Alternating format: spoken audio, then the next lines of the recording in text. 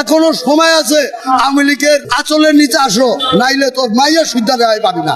তোর মেয়ে বলছে 4-5 দিন আগে যা কিছু পরিকল্পনা হয়েছে সব বিএনপির তথ্যতে। তো তোরা কই আসিলি লন্ডনে বাইগন খাইছো, আর বড় বড় কথা বাংলায় এতদিন কই আসিলি তোরাই সব ষড়যন্ত্রের মূল হোতা। স্বাধীন দেশ এটা কোনো রাজাকারের দেশ না।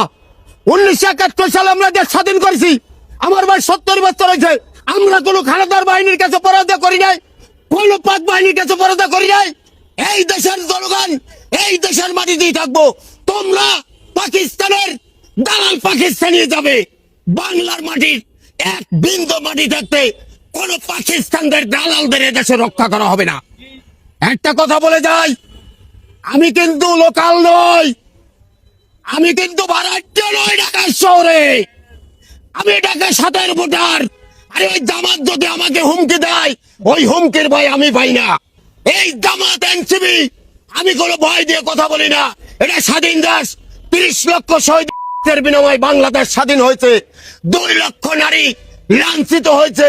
সেই বাংলাদেশ, এটা কোনো পাক বাহিনীর দেশ না। আমরা এই দেশ থেকে পাক বাহিনী পালিয়ে যেতে বাধ্য করেছি, লেজ গুড়িয়ে পালিয়ে গেছে। কিন্তু আপনারা মনে করেন না যে মুক্তিযোদ্ধার সন্তানরা মনে হয় মৃত্যুবরণ করেছে। আর এটা ভুল ধারণা। এই দেশে এখনো লক্ষ লক্ষ কোটি কোটি মুক্তিযোদ্ধার সন্তান পয়দা হয়ে আছে। যদি আপনারা কোনো অপচেষ্টা করার চেষ্টা করেন, আপনাদের এই রাজপথে প্রতিহত করা হবে ইনশাআল্লাহ। শেখ হাসিনা মারার মতো লোক নাই, আর হ্যান্ডকাপ লাগানোর মতো কোনো পুলিশ এখনো জন্ম হয় নাই। শেখ হাসিনার আমরা কই মাইরালামু? শেখ হাসিনার বাবার দেশ কথা সত্য, শেখ হাসিনার স্বামীর দেশ কথা সত্য, শেখ হাসিনার 14 গোষ্ঠীর কথা সত্য। কিন্তু আমার মা লাঙ্গের দেশ ইয়ে লাগে আমি বড় বড় কথা কই। আমার মতো মা লাঙ্গের দেশ বলে কই শেখ হাসিনার মেরেলাম, এটা মিথ্যা কথা। শেখ হাসিনার মারার মতো লোক নাই, আর হ্যান্ডকাপ লাগানোর মতো কোনো পুলিশ এখনো জন্ম হয় নাই।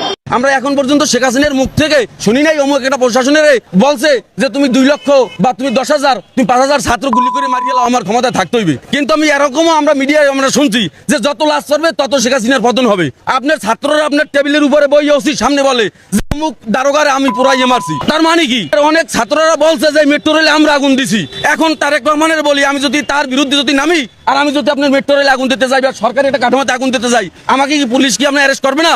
আমার বিরুদ্ধে লাগবে না? তারপর আমি যদি পুলিশের উপরে যদি আমি লাঠিচার্জ করি বা পুলিশের মারার পরিকল্পনা করি, তা পুলিশ কি আমারে মারবে না? না, তারা আঙ্গুল চষবে।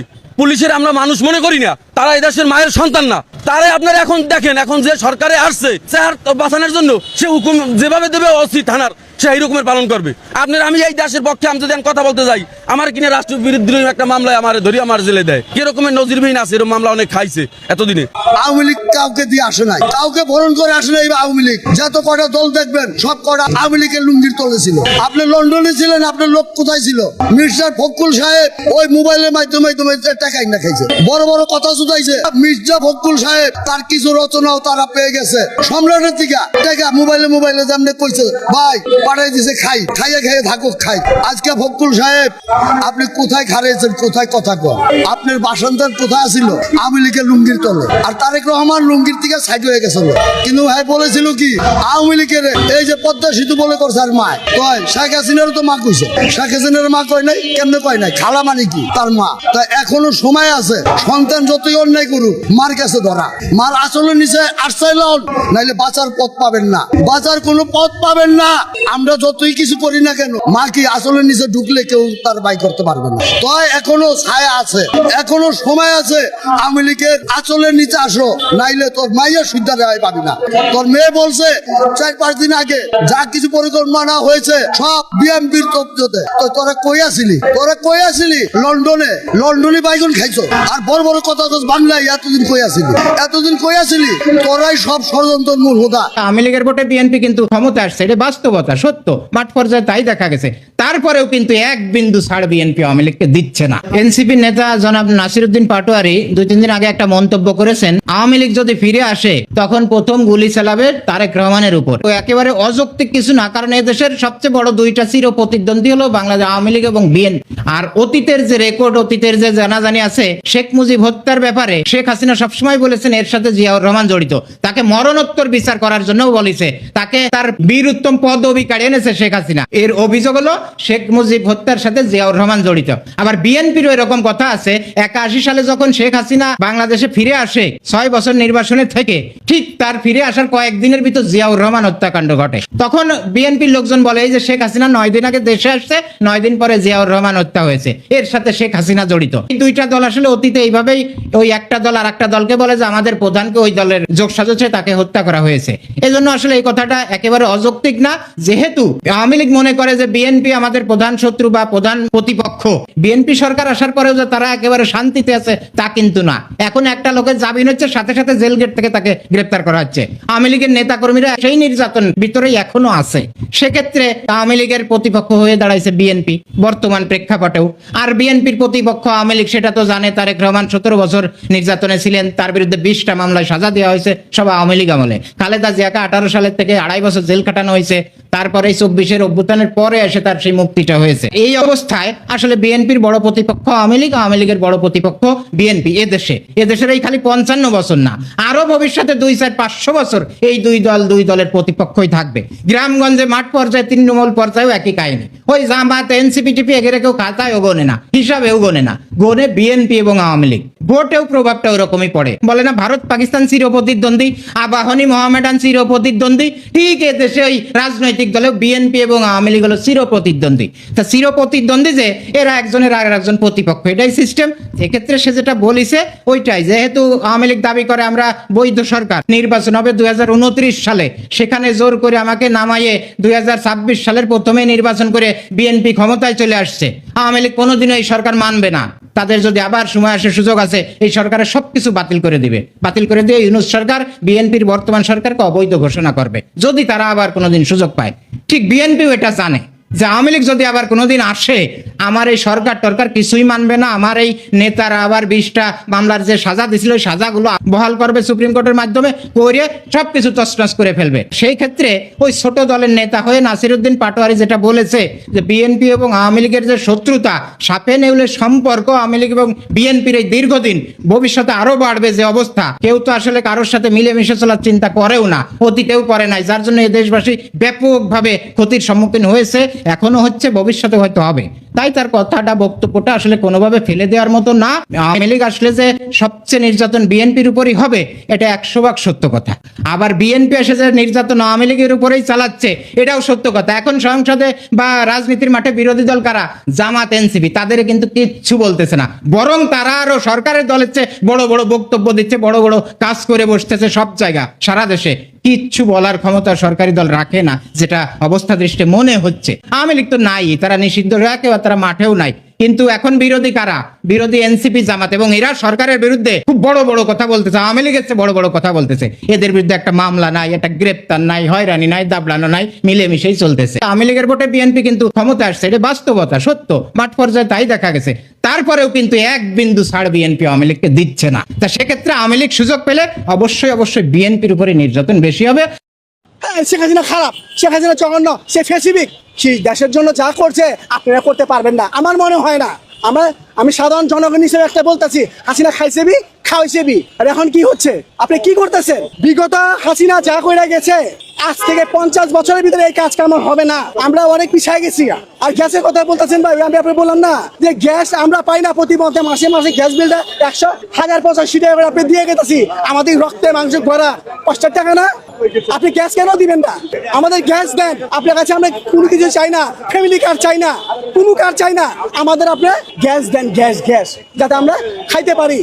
আজকে বাজারে গেছি, কারণ বাজার 400 টাকা কেজি কাঁচামরিচ কিনছি, তারে বলবো এই কথা, 400 টাকা কেজি কাঁচামরিচ কিনছি, 100 টাকার নিচে কোনো সবজি নাই, কিনা আইছি। আর না পাইরা এই একটা রাখের থেকে 4 কেজি আটা নিছি, 4 কেজি আটা 110 টাকা দিয়া। ভাই আমাদের তো সীমিত টাকা, আমাদের তো লাফায় টাকা, আপনার তো যেদিকে হাত মারে সেদিকে টাকা আসে, আমাদের তো এই অবস্থা, এই অভ্যাস নাই আমাদের। আপনারা জনগণের দিকে আপনারা বড় বড় কথা কন, হ্যাঁ আপনারা বলেন এখানে ফার্মের মুরগি হয়ে গেছে গা, আর ফার্মের মুরগি বানাইছে কারা? ফার্মের মুরগি আপনারা বানাইছেন। হ্যাঁ আপনারা বাচ্চাদের খেলার জন্য মাঠ রাখছেন, খেলার জন্য কিছু রাখছেন, যে যেখানে পারছেন উঁচা বিল্ডিং তুলছেন, বাচ্চারা যাবে কোথায়? তারা ফার্মের মুরগি হবে নাকি? কক মুরগি হইব?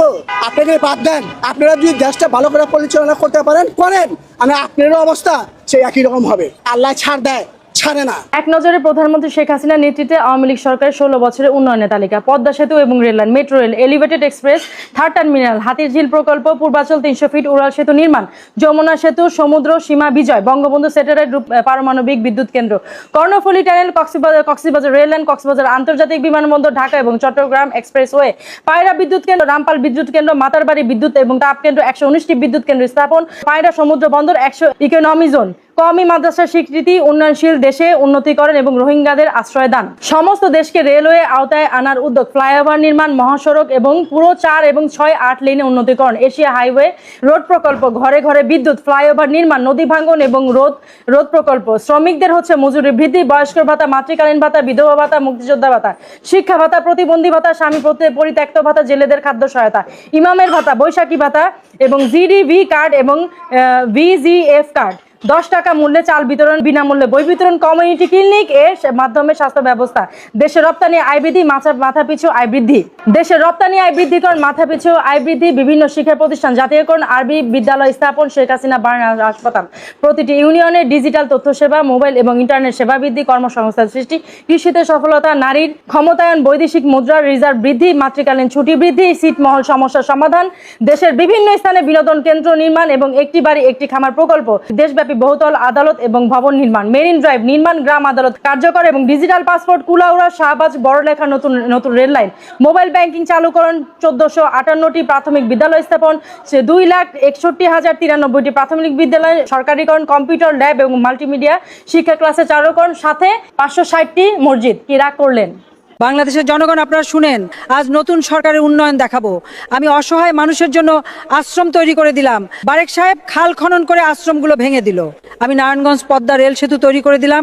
বারেক সাহেব সেই প্লারের নিচের মাটি বিক্রি করে দিল ইটের ভাটায়। সরকারের যদি এই অবস্থা হয় তাহলে সাধারণ মানুষ কার উপর ভরসা রাখবে? আমি সাধারণ মানুষের জন্য নিঃস্বার্থে কাজ করে গেলাম। বারেক সাহেব এসে সাধারণ জনগণের রাতের ঘুম হারাম করে দিল। গ্রাম অঞ্চলে নিয়মিত কারেন্ট থাকে না, দিনে 2 থেকে 3 ঘন্টা থাকে। সব সমস্যার সমাধান চাই। তারেক দেয়া পারবে না 300 বছরও এই কাজ বাজ করবে কেম ভাই? সে হলো লুটপাটে চাঁদাবাজি নিয়ে ব্যস্ত, করবে কেম ভাই? তারে আরো আনি বিপদে ফেলছে। হাসিনারে তাড়াই দিয়ে আরো মানুষ এনে না খেয়ে মরতেছে। এখন ফের আবার আওয়ামী লীগ চাই, হাসিনারে চাই। হাসিনা আসলি দেশের জনগণ ভালো থাকবে। বিসমিল্লাহ সুরা কইরা যেমন শয়তানের হুদিলে গাও জ্বলে, এই জয় বাংলা স্লোগান দিয়া কেউ কথা বললেই এই জুলাই আন্দোলনকারীকে গাও জ্বলে। এই জুলাই আন্দোলনকারী যারা, তারা পুরাটাই পাকিস্তানি শয়তান। এই জুলাই আন্দোলনকারীকে বাংলাদেশের থেকে জয় বাংলা স্লোগান দিয়া এই বাংলাদেশের থেকে বিতাড়িত করতে হবে। জয় বাংলা এটা আওয়ামী লীগের একার কোনো স্লোগান না। জয় বাংলা এটা তখন 7 কোটি বাঙালির স্লোগান, 7 কোটি বাঙালির অন্তরের স্লোগান, যেটার জন্য মানুষ শহীদ হয়েছে।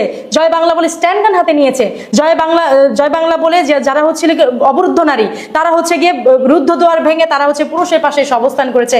জয় বাংলা বলে তোমার আমার ঠিকানা পদ্মা, বেংরা, যমুনা, বীর বাঙালি অস্ত্র ধরো, বাংলাদেশ স্বাধীন করো। এই যে কথাগুলি আপনি বলেন তো, আপনার গায়ের লোম কি কাটা দিচ্ছে না? আমার গায়ের লোম কাটা দিচ্ছে না? তো আমরা তো তখন যুদ্ধ করিনি, কিন্তু আমরা বাংলাদেশকে এবং জয় বাংলাকে লালন করি আমাদের ভেতরে। কারণ 60 কোটি মানুষের দল আওয়ামী লীগ, জামাত এবং এনসিপি নামক একটা দল, সে পাকিস্তান আমল থেকে বাঙালির পেছনে এখনো লেগে আছে, যে কিভাবে বাংলাকে নস্যাৎ করে। যে বাবা দাদা বা যারাই ছিলেন, তাদের কাছ থেকে যতটুকু বঙ্গবন্ধুর ইতিহাস এবং ইতিহাস পড়ে যতটুকু শুনেছি, এবং প্রধানমন্ত্রী শেখ হাসিনার শাসনকালে যতটুকু দেখেছি, এমন একজন মানুষ যেটা উনি বলবেন সেটাই উনি করবেন।